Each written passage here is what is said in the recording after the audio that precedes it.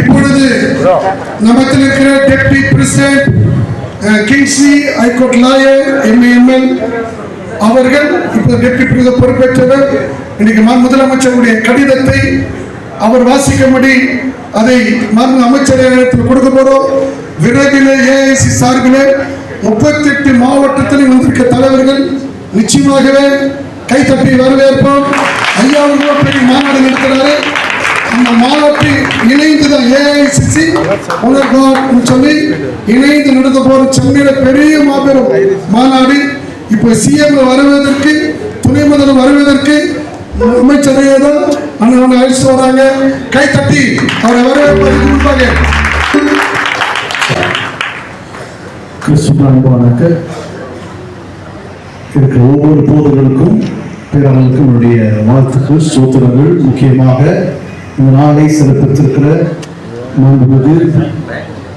நம்முடைய நமக்காக கர்த்தர் நியமித்த அமைச்சருக்கு நல்ல கைத்தட்டி நம்முடைய சொன்ன நம்ம வீட்டில் வைத்து நல்ல கைத்தட்டி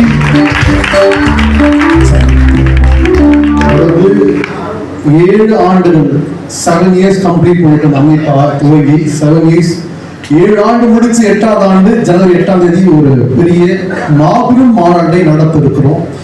இப்போ முக்கியமான கோரிக்கை தமிழக அரசுக்கும் மாண்புமிகு முதலமைச்சர் அவர்களுக்கும் வைக்க போவது என்னவென்றால், தொடர்ந்து சுயாதீன பெந்தேகோஸ்தே திருச்சபைகள் வெவ்வேறு காரணத்தினால் புறக்கணிக்கப்பட்டுக் கொண்டிருக்கிறது. தொடர்ந்து சுயாதீன பெந்தேகோஸ்தே திருச்சபைகளின் கோரிக்கை புறக்கணிப்பது, அதனால புறக்கணிக்கிறது தாண்டி ஒதுக்கப்பட்டது கூட சொல்லலாம்.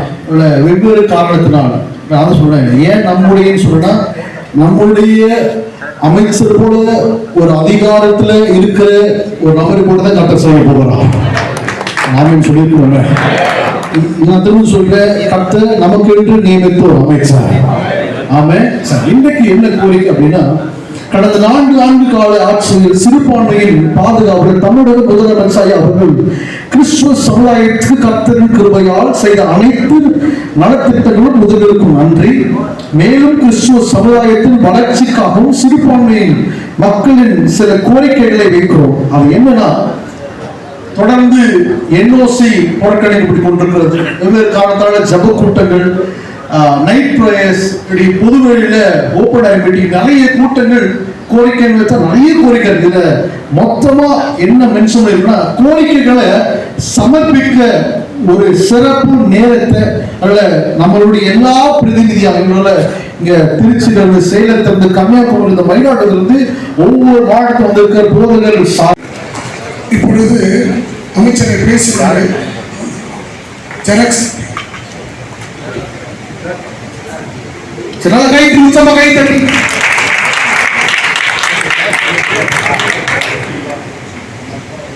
எல்லோரும் பசியோட இருக்கீங்க. நான் ரொம்ப பேசல. ஏன்னா நான் காலையில் கொஞ்சம் அலுவல்கள் நிறைய இருந்ததுனால கொஞ்சம் டைம் டிலே ஆயிடுச்சு. அதுக்காக இந்த அர்த்தத்தை தெரிவித்துக் கொள்கிறேன். முதலாக நம்முடைய பிஷப் கோவிந்தாஸ் அவர்களுக்கு என்னுடைய வாழ்த்துக்களை, பாராட்டுக்களை நான் தெரிவிக்கிறேன். ஏனென்றால் அவர் இவர் பேசும்போதெல்லாம் குறிப்பிடுவார், சுயாதீன திருச்சபைகளில் பணியாற்றக்கூடிய போதகர்கள் பல்வேறு பிரச்சனைகளை சந்தித்து வருகின்ற காரணத்தினால் அவர்களை எல்லாம் நான் ஒருங்கிணைத்து ஒரு பெரிய திருச்சபையாக மாற்றி இன்றைக்கு பல்லாயிரக்கணக்கான போதகர்களும் தொடர்ந்து லட்சக்கணக்கான மக்களும் இந்த சபைகளின் மூலமாக பல்வேறு நன்மைகளை பெற்று வருகின்றார்கள் என்பது கூறிய நேரத்தில் உள்ளபடியே நான் மற்ற முயற்சி. திருச்சபைகள் இன்றைக்கு ஆற்றுகின்ற பணி இது ஒரு சாதாரண பணி என்று யாரும் எண்ணிவிடாது. இந்த சமூகத்தை பற்றி அக்கறை கொண்டு அந்த சமூகத்திற்கு தன்னால் ஆன சேவைகளை ஆற்றுவதைத்தான் இந்தியாவில் கிறிஸ்தவம் தொடர்ந்து செய்து வருகிறது. அது இன்றைக்கு நேற்று அல்ல. புனித தோமா கிறிஸ்துவுக்கு பின் உடனடியாக முதல் நூற்றாண்டிலேயே அவருடைய காலத்திற்கு பின் அவர் இங்கே வந்தார். அவர் பல்வேறு பணிகளை மக்கள் மத்தியில் செய்தார். அன்றைக்கு இங்கிருந்த மக்களுடைய மொழி அவருக்கு தெரியாது. இவருடைய கலாச்சாரம், இவருடைய பழக்க வழக்கங்கள் போன்றவை அவருக்கு தெரியாது. ஆனால் அவர் பணியாற்ற தொடங்கினார். அந்த பணி நீண்ட நெடுங்காலம் இந்திய மண்ணில் நடைபெற்றுக் கொண்டிருந்தது. அதுக்கு பிறகு பார்த்தீங்கன்னா இந்த நாட்டில் இருந்த பல்வேறு சடங்குகள், மூடநம்பிக்கைகள், பல்வேறு சம்பிரதாயங்கள்,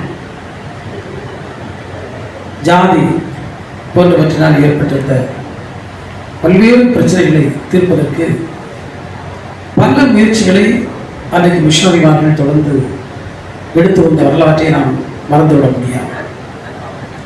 ஏனென்றால் கிறிஸ்தவம் என்பது வெறும் ஆன்மீக பணியோடு முடிந்துவிடக்கூடிய ஒன்று அல்ல. அதையும் தாண்டி சாதாரண மக்களுடைய வாழ்க்கையில அவருக்கு ஒரு சமூக அந்தஸ்து, அவர்களுக்கு ஒரு கல்வி, அவர்களுக்கு மருத்துவம். 18% கிறிஸ்தவர் இருக்கிறார். ஆகினால் நான் முதலமைச்சர் ஐயாவுக்கு அந்த எங்களுடைய கோரிக்கை, நான் ஒரு மைனாரிட்டி போர்டு மெம்பர், முதலமைச்சர் சிறுபான்மை பாதுகாப்புடைய அவருடைய ஆணையின் பிரகாரம் எல்லா மாவட்டத்திலும் நாங்கள் வேலை செய்திருக்கிறோம். எங்களுக்கு அவரை பார்த்து ஒரு கோரிக்கை வைத்திருக்கிறோம். ஐயா அவர்கள் இதை நீங்கள் முதலமைச்சருக்கு எனக்கு கவனத்தில் கொண்டு போங்க. எங்கள் ஜனவரி 8ஆம் தேதி மாநாட்டுக்கு ஐயா அவர்கள் தலைமையில் மாண்பு முதலமைச்சர் ஐயா அவர்களும் துணை முதலமைச்சர் ஐயா அவர்களும் வரணும். நான் பார்க்கவே முடியல, பார்க்க கூடாதபடி பல தடைப்படுகிறார்கள். ஆனால் ஓட்டு மொத்தமே நாங்கதான் மெயின்லைன் சர்ச்சுன்னு சொல்லி அவர்களை மட்டும் முதலை காட்டிக் கொள்கிறார்கள். பெந்தகோஸ்து சபைகளை தள்ளுகிறார்கள், ஒதுக்குகிறார்கள். இதை தடை உடைக்க நாங்கள் மாண்புமிகு பால்வள துறை அமைச்சர்கிட்ட நாங்கள் இந்த மனு கொடுக்க போறோம். அருமையான தலைமை செயலகத்தில் சீஃப் செக்ரட்டரி மனு கொடுக்க போறோம். விரைவில் துணை முதல்வர் மாண்புமிகு துணை முதலமைச்சரை பார்க்க போகிறோம். மாண்புமிகு முதலமைச்சரை பார்க்க போகிறோம்.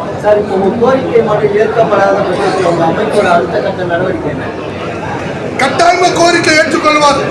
எங்கள் சிறுபான்மை பாதுகாவலருக்கு இந்த நியூஸ் பார்க்கவில்லை. சில அரசியல் இதில் நடக்கிறதுனால சில பெந்தகோஸ்து சபைகள் எல்லாம் தள்ளுவதற்குரிய ஏற்பாடுகளை சில தலைவர்கள் செய்கிறார்கள்.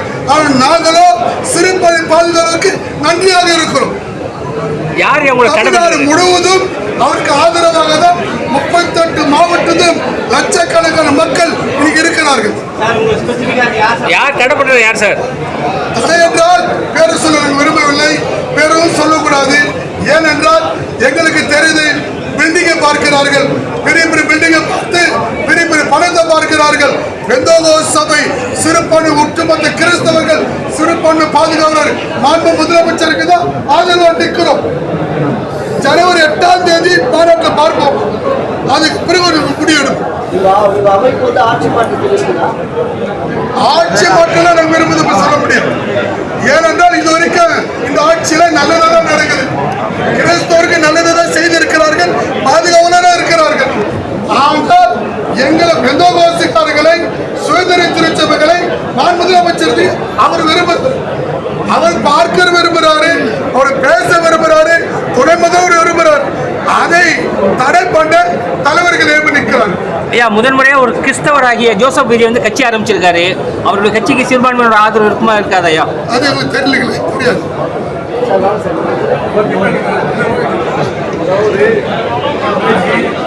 நிறைய வழக்கறிஞர்களும் ஏஐசிசியில் இருக்கிறாங்க.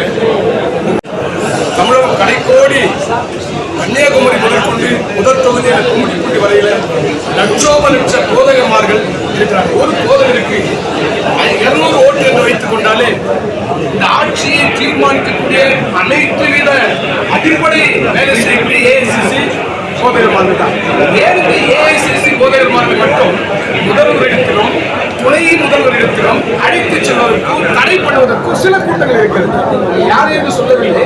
ஆனால் கீழ்வல் நாங்கள் ஓட் ஃபார்ம் பதிவு பண்ணுவதிலிருந்து எல்லாம் ஏஐசிசி சார்ந்த ஊழியர்கள் மட்டும்தான் செய்து கொண்டிருக்கார்கள்.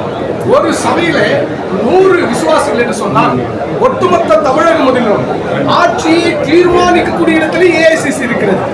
இந்த வழக்கறிஞராக சொல்லி சென்னை உயர்நீதிமன்றத்தில் பல ஆயிரம் வழக்கறிஞர்கள் ஏஐசிசிக்கு ஆதரவாக இந்த அமைப்பை, இந்த கிறிஸ்துவ அமைப்புக்கு பல வழக்குகளில் சந்தித்து ஏஐசிசிக்கு ஆதரவாக செயல்படுகிறார்கள். இன்றைக்கு ஒரு சாதாரண ஆளாக நினைத்துக் கொண்டு ஒரே ஒரு நபர் மாத்திரம் சீக்கிரமாய் சந்திக்க வாய்ப்புகள் கொடுக்கப்படுகிறது. என்னுடைய தலைவராக இருக்கிற, பிஷப்பாக இருக்கிற பேராயர் டாக்டர் மோகன்தாஸ் அவர்கள் தமிழகம் நியமிக்கப்பட்டுள்ள அந்த போதகர் ஐக்கியத்தின் உறுப்பினராக இருக்கிறார். அந்த அட்டை கூட அங்க செல்ல வருகிறது. நாங்கள் இன்றைக்கு வருகிற ஜனவரி மாதத்தில் நாடு தழுவிய AICC all India, not Tamil Nadu, India ஒட்டுமொத்த ஏஐசிசி இருக்கிறது. ஆந்திராவில் இருக்கிறார்கள், கன்னடாவில் இருக்கிறார்கள், ஒரிசாவில் இருக்கிறார்கள், பீகாரில் இருக்கிறார்கள். இன்றைக்கு இந்தியா ஒட்டுமொத்தத்துக்கும் ஏஐசிசி என்று சொன்னால் நடக்க தெரியும். ஆனால் நாங்கள் தமிழகத்திலே ஆட்சியை தீர்மானிக்கிற டாக்டர் முதல்வர் ஐயா அவர்கள் நல்ல ஆட்சி கொடுத்துக் கொண்டிருக்கிறார். அதை நாங்கள் வரவேற்கிறோம். அதனால தான் எங்களுடைய பிஷப்புக்கு பதவி தந்திருக்கிறார்கள். நாங்கள் சொல்ல வருகிறதெல்லாம் எங்கள் மாநாட்டு மூலமாக, இந்த பொதுக்குழு மூலமாக சொல்ல ஒரு கருத்து ஒன்றுதான். என்ன என்று சொன்னால், வழக்கறிஞர்கள் இருக்கிறார்கள், பின்னால் இருக்க மருத்துவர்கள் இருக்கிறார்கள், ஊழியர்கள் இருக்கிறார்கள், பெரும்பான்மையா இருக்கிறோம். ஆனால் தமிழக அரசு கொண்டு வந்திருக்கிற அந்த ஓட்டு திருத்த முறைப்படி நாங்கள் இதுவரையில அந்த கெசட்ல பேர் மாற்றவில்லை. இன்னும் முனுசாமி, கந்தசாமி, கோவிந்தசாமி தான் இருக்கிறது. ஆனால் believe to Christ. All are believe to Christ. So I was supported by Christ. அதனால தமிழக அரசு மக்கள் முதல்வரை சந்திக்கவும், பிஷப் ஏஐசிசி சேர்மனை சந்திக்கவும் விரைவில் அதான் கோரிக்கை. நிறைய இடங்களிலே கல்லறை கடன் கொடுத்திருக்காங்க, நிறைய இருக்கு அந்த கார்டு தந்திருக்காங்க. வரவேற்கிறோம். இந்த ஆட்சி நீடிக்க வேண்டும் என்பதுதான் என்னுடைய நோக்கம். இரண்டாவது, முதலமைச்சர் ஐயா அவர்கள் எனக்கு கொடுக்கப்பட்ட தமிழ்நாடு உபதேச மைனாரிட்டி போர்டு மெம்பர், அந்த போர்டு மெம்பர்ல அரசாங்கத்துக்கும் மாண்பு முதலமைச்சர் அவருக்கும் நன்றி உள்ளவராக இருந்து இந்த ஏஐசிசில 25,000 சபைக்கு மேல 150 பேராருக்கு மேல உண்மையாகவே பணி செய்து கொண்டிருக்கிறோம். விரைவில் முதலமைச்சர் ஐயா அவர்களை நாங்கள் சந்திக்க வேண்டும். இதுதான் முக்கிய கோரிக்கை.